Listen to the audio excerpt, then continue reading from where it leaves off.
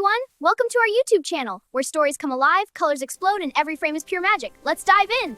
Mr. and Mrs. Taylor had one child. He was a boy, he was 7 years old, and his name was Pat. Pat was an active and imaginative child who liked playing outside. Climbing the trees in the backyard fort his dad helped him build and inventing elaborate games of his own. He was used to being the center of attention in the house, the king of his small castle, and he enjoyed having his parents all to himself. But the castle was about to be invaded. Now Mrs. Taylor was expecting another child. She often smiled quietly and placed her hand on her stomach while Mr. Taylor talked excitedly about the future. But Pat did not share their happiness. He remembered visiting his cousin's house last summer. The baby had done nothing but scream and had covered his favorite toy car in drool. So Pat was not delighted at all about the news that there was soon going to be one in his house too. The preparations began at dinner. His parents talked about baby clothes, cradles, and names. Soon, the corner where he built his blanket forts was occupied by a half-assembled crib.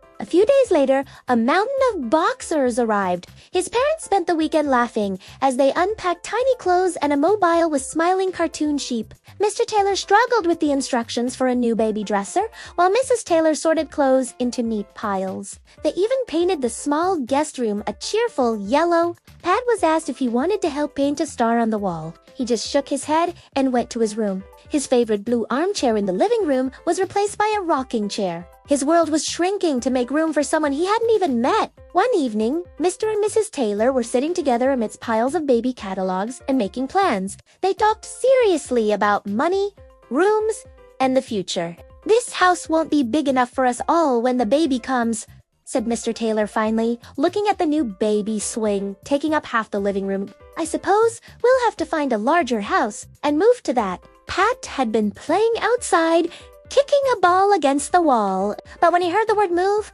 he quickly came into the room. "What are you talking about?"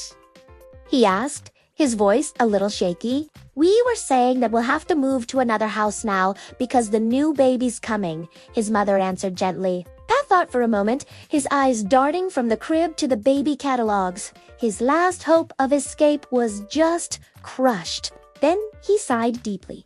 A world-weary sigh of a much older man shook his head and said hopelessly, "It's no use. He'll follow us there."